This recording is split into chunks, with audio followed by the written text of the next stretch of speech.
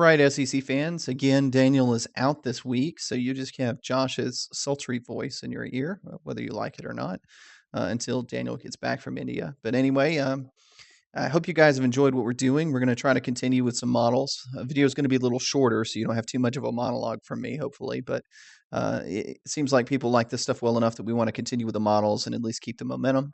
Speaking of momentum, if you haven't subscribed, I encourage you to do so. It does help us out a lot. Obviously, this channel is something of a hobby for both of us. We've enjoyed doing it so long as people enjoy listening and watching to what we have to say. Um, but the more subscribers we have, the more traction we have, the more it helps us. The more you share our stuff online, different places, and it really just goes a long way in helping us try to get traction in the market. And again, we always try to comment as much as we can, and partake with you guys as long as you have something interesting to say and back it up with some information. We'll back it up too, because at its heart, this channel is about giving you our opinion, but giving you our opinion with substance, not just saying something blindly and giving you a hot take, but giving you some reason why we think a certain talking point is true. All right, so turning now, we want to talk about the Alabama-Tennessee game. We're going to go pretty quickly into the model and sort of talk about what it means, but I think the first thing you want to establish in both teams is Alabama and Tennessee. Oddly enough, I think Alabama is the class of the country at the moment. We've pegged it really since week 1 or 2. We even said it in the preseason that with Tagovailoa at quarterback, it had the potential for Alabama to be a dominant team, and we've talked about a lot over the past few years.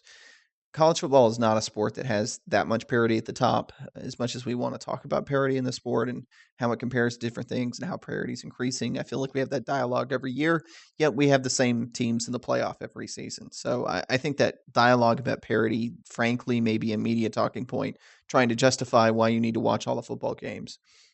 When the truth is, there's no reason why a team can't be a 90s Nebraska or an early 2000 Miami Hurricane team.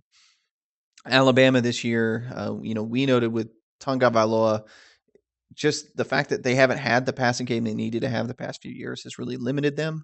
And we felt like, and have said continuously, that if Jalen Hurts had ever turned the corner and really become a top-level passer, that Alabama attack was going to be completely unstoppable. This year, the defense has taken a step back, but we've seen, I think, what the offense has been capable of doing for a few years now. Calvin Ridley, who's now been tearing it up with the Falcons, except maybe he tore himself up this past week, has kind of shown the maybe wasted potential, frankly, from Alabama. And this year, we were seeing it get utilized a lot.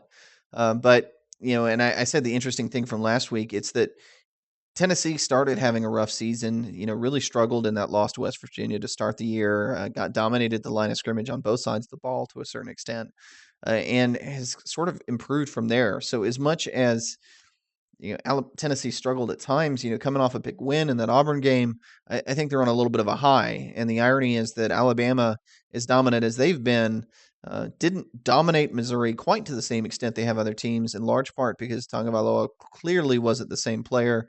He's an extremely mobile quarterback, was not mobile in that game. The one time he tried to scramble, ended up going down clutching his knee. And I'll note another time in that game he got hit from the back and had to sit there for a while. So clearly his knee was very tender, I think, going into the game. I think more than him re-injuring it, I think he just was having a hard time with his knee in general.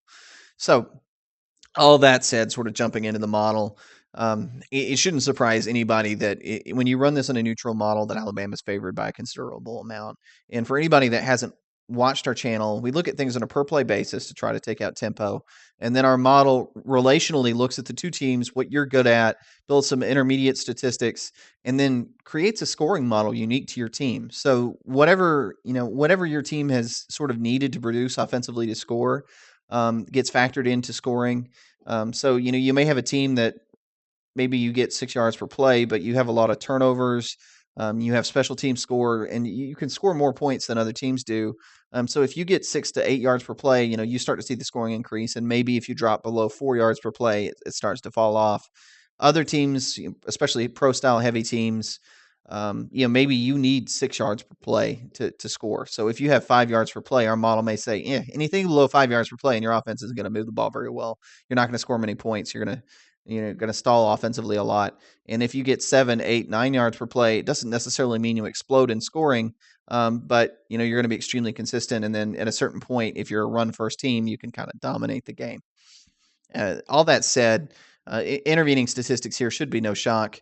Alabama has a better defense than Tennessee. Alabama's rush defense, 84% of opponent averages. That number's continuing to get better as the season progresses, in large part because they did not play rushing offenses early enough in the season that were good enough to really distinguish themselves. Tennessee's rush defense still is not great. 105% of opponent averages is a bad number. No SEC team really should fall anywhere worse than 95% of opponent averages, and that's because you have lower level opponents and cupcakes built in that you should be able to sort of dominate. And a little bit of a similar story against the pass. Alabama, 74% of opponent passing averages. As much as people want to say the defense is down, that pass defense number is exceptionally good. It's about as good as we've seen from them in recent years. It's only the run that they're struggling with, really. The pass defense outside, I mean, there is an issue with big plays, but outside that, the pass defense has been extremely good. And then Tennessee's pass defense, again, right at 100% of opponent averages. So the takeaway from that is that you should expect Alabama to do pretty much exactly what they've done on average every game going into this, save maybe the injury problem. Tennessee should be held a good deal under their normal averages. So it figures Alabama will be average about 5.5 yards per carry on the ground, over 13 yards per attempt. Seems like a crazy number. It's not. That's just what they're averaging, 13.6 yards per attempt right now. Not per completion, but per pass attempt. A little crazy. In Tennessee, 3.2 yards per carry, not very good, but probably even worse, 6.1 yards per attempt, which is a particularly low mark. That gives Alabama the win, 54-15. And it's hard to argue with that too much, I think. Really what it's saying is that Tennessee's going to struggle to throw the ball in the same way they did against West Virginia and Georgia, and you're going to have similar point output to what you had in those two games, especially considering the run. Alabama is going to do about what they've normally done. Alabama's averaging about 54 points a game. Again, considering that Tennessee allows teams right at their averages, 54 points per game is a pretty natural place for that model to fall. I do think if Tagovailoa is not healthy, which he likely will not be, in fact, I don't see any way he can come back from his knee injury that fast. I don't think it's going to be quite that high scoring. I mean, I would peg this number probably something more like 40. I'm going to say 41-13. Alabama would be my guess. But I do think right now Alabama is just tough for anybody to play against, and that's no shot against Tennessee. With as long as Tagovailoa is able to throw a football with any decency, this Alabama team is really at best in 10 years. You group. One curiosity I will say is I saw flagged that none of Alabama's starting receivers actually were practicing as of Monday when I'm recording this. I don't know if that will change, but that would be a big deal because the receiving core is almost as important as the quarterback. I will say the quarterback is more important, and anyone that wants to downplay him, frankly, I think just hasn't really watched Alabama that consistently this year. But I will say on the other hand, too, to give a little bit of a positive, I've liked what I've seen from Garantano. I was not very high on him last year, and I wasn't high on him because I just thought he wasn't ready. I think they went a little too quick to jump to him, didn't give him the time to mature he needed, and then he didn't quite know the offense. But at times you can see the talent that had him as a decently highly rated recruit. He can throw a nice ball, put the ball in windows. He did that a couple times on third down conversions against Auburn. But the big thing I've seen in the Auburn game that maybe I'll caution a little bit, we've sort of flagged all year. I'll talk about this more in the Auburn Ole Miss video that I'll record momentarily. But Auburn has had a problem with jump plays, and a lot of what Garantano was able to do was really exploit Auburn's secondary and jump plays, jump passes, and back shoulder throws, that kind of thing. That's not to say that Garantano hasn't turned a corner, but one of the things that I typically am sort of skeptical of is whether a guy's going to take a dramatic step forward when it's inconsistent with the statistics to date.